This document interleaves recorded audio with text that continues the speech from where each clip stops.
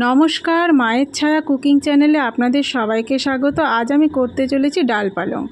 ডাল পালং করার জন্য আমি এখানে এক আঁটি পালং শাক ধুয়ে কেটে পরিষ্কার করে নিয়েছি, আর নিয়েছি 200 গ্রাম মুগ ডাল। এখানে অড়হর ডাল আর মুগ ডাল সম পরিমাণে নিয়ে করলে ডালটা অনেক বেশি টেস্ট হয়, কিন্তু আমার ঘরে অড়হর ডাল ছিল না, সেই কারণে আমি আপনাদের এটা মুগ ডাল দিয়ে করে দেখাবো। খেতে অসাধারণ হয়, এটা ভাতে আর রুটিতে দুটোতেই সম পরিমাণে ভালো লেগে। এরপরে আমি গ্যাস ধরিয়ে গ্যাসে কড়াই বসিয়ে দিয়েছি। কড়াইটা ভালো করে গরম করে নেব। কড়াইটা ভালো করে গরম হয়ে গেছে। এরপরে আমি এর মধ্যে মুগ ডালটা ঢেলে দিলাম। মুগ ডালটা ঢেলে নেড়ে চেড়ে ডিপ ফ্রাই করে নিতে হবে। দেখুন আমার ডাল ডিপ ফ্রাই হয়ে গেছে। এই অবস্থায় আমি এটাকে ধুয়ে প্রেসার কুকারে দিয়ে দেব সিদ্ধ করার জন্য। আমি ধুয়ে প্রেসার কুকারে দিয়ে দিয়েছি। এর মধ্যে আমি স্বাদ অনুযায়ী নুন দেব হলুদ গুঁড়ো আর সামান্য পরিমাণে জিরের গুঁড়ো দেব। দিয়ে হাতা দিয়ে এবার ডালটাকে ভালো করে নেড়ে চেড়ে দেব। প্রেসার কুকারের ঢাকনা আটকে আমি 2 থেকে 3টে সিটি দেব। আমি এই রকম গোটা গোটা সিদ্ধ করে নেব, এর থেকে বেশি সিদ্ধ করব না। এর থেকে বেশি সিদ্ধ হয়ে গেলে ডালটার টেস্ট অনেকটাই কমে যাবে। আমি কড়াইটাতে সামান্য পরিমাণে ঘি দিয়েছি ফোড়নের জন্য। আপনারা এটা সাদা তেল দিতে পারেন, অথবা সাদা তেল আর ঘি সম পরিমাণে মিশিয়ে আপনারা ফোড়ন দিতে পারেন। আমি এখানে ঘি দিয়েই ফোড়নটা দেব। দিয়ে দিচ্ছি জিরে। ঘিয়ের সাথে জিরেটা ভালো করে ভাজা হয়ে গেলে আমি এখানে দিয়ে দেব 3-4টে চেরা শুকনো লঙ্কা। ঘিয়ের সাথে জিরেটা ভালোভাবে ভাজা হয়ে এসেছে। দেখুন ভাজা হয়ে এসেছে। এইবারে আমি শুকনো লঙ্কাগুলো দিয়ে দিলাম। শুকনো লঙ্কার সাথে জিরেটা ভালোভাবে ভেজে নিতে হবে। যত বেশি শুকনো লঙ্কা জিরে ভাজা হবে, ফোড়ন থেকে টেস্ট ততই ভালো বেরো হবে। এরপরে আমি দিয়ে দেব হিং, পরিমাণ মতো হিং দিয়ে দিলাম। এরপরে ঝিরিঝিরি করে কুচানো আদা দেব, একদম ঝিরিঝিরি করে কুচানো আদা দিয়ে ভালো করে নাড়াচাড়া করব। ভালো করে নাড়াচাড়া করে এর মধ্যে দিয়ে দেব কুচানো টমেটো, দিয়ে দেব কুচানো কাঁচা লঙ্কা। এক এক করে সব কিছু আমি দিতে থাকবো।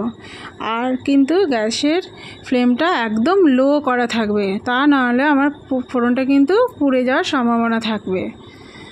এরপরে দিয়ে দিলাম জিরের গুঁড়ো, তারপরে দেব ধনের গুঁড়ো। ধনের গুঁড়ো যে পরিমাণে, ঠিক জিরের গুঁড়োটাও সেই পরিমাণে। জিরে আর ধনের গুঁড়ো সম পরিমাণে থাকবে। এরপরে আমি দেব কাশ্মীরি লঙ্কার গুঁড়ো। আপনারা কাশ্মীরি লঙ্কার গুঁড়ো নাও দিতে পারেন, এটা জাস্ট আমি দিলাম কালারের জন্য। ভালো করে নাড়াচাড়া করে নিচ্ছি। একদম লো ফ্লেমে গ্যাসটাকে রাখতে হবে, নয় ফোড়নটা আমার কিন্তু পুড়ে যাবে। দেখুন ভালো করে ভাজা হয়ে এসেছে। আমি কিন্তু হলুদ আর নুন দিইনি, সিদ্ধতে আমার হলুদ আর নুন দেওয়া ছিল, তাই আর আমি এখানে নুন আর হলুদ দিলাম না। এরপরে সিদ্ধ করা ডালটা এর মধ্যে ঢেলে দিলাম। ডালটা ঢেলে দেওয়ার পর এই মশলাটার সাথে ডালটা ভালো করে মিশিয়ে নিতে হবে।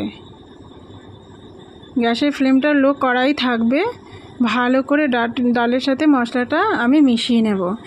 এরপরে আমি জল গরম করে রেখেছিলাম, সেই জল গরমটা এর মধ্যে ঢেলে দেবো। বেশি পাতলা ডাল করব না, আমি একটু ঘনই ডালটা করব। এবারে ডালটাকে টকবক করে ফুটতে দিতে হবে। ডালটাকে এবার নেড়ে দিলাম। গ্যাসের ফ্লেমটা আমি এবার মিডিয়ামে দিয়ে দেব। দিয়ে ডালটাকে ফুটতে দিতে হবে। দেখুন ডালটা ফুটে এসেছে। এরপরে আমি যে পালং শাকগুলো ধুয়ে কেটে রেখেছি সেগুলো আস্তে আস্তে করে দিয়ে দিলাম। দিয়ে দিচ্ছি পালং শাক। সব পালং শাকগুলো আমার দেওয়া হয়ে গেছে। এবার হাতের সাহায্যে আস্তে আস্তে করে পালং শাকটা আমি ডালের মধ্যে মিশিয়ে দিচ্ছি। পালং শাক সিদ্ধ হতে বেশি টাইম লাগবে না। আমি 10 মিনিটের জন্য লো ফ্লেমে একটু ঢাকা দিয়ে রেখে দেবো। 10 মিনিটের জন্য লো ফ্লেমে ঢাকা দিয়ে রেখে দিয়েছিলাম। আমার ডালটা একদম শেষ পর্যায়ে চলে এসেছে।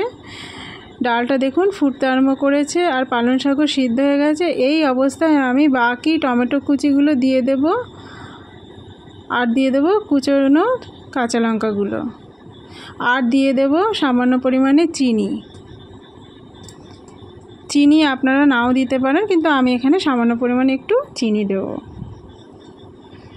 সব কিছু ভালোভাবে দেওয়া হয়ে গেছে, আমি নেড়ে চেড়ে নিয়েছি। আমার ডালটা একদম পরিবেশনের জন্য তৈরি হয়ে গেছে।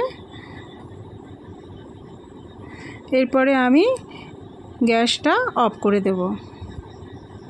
ভালো করে নেড়ে চেড়ে গ্যাস অফ করে দিয়েছি। তৈরি হয়ে গেছে আমার ডাল পালং। এটা রুটিতে ভাতে দুটোতেই সমপরিমাণে ভালো লাগে। আমার রান্নাটা যদি আপনাদের ভালো লেগে থাকে আমার চ্যানেলটিকে সাবস্ক্রাইব করে দেবেন, আর একটা লাইক কমেন্ট করতে ভুলবেন না। সুস্থ থাকবেন, ভালো থাকবেন, দেখা হবে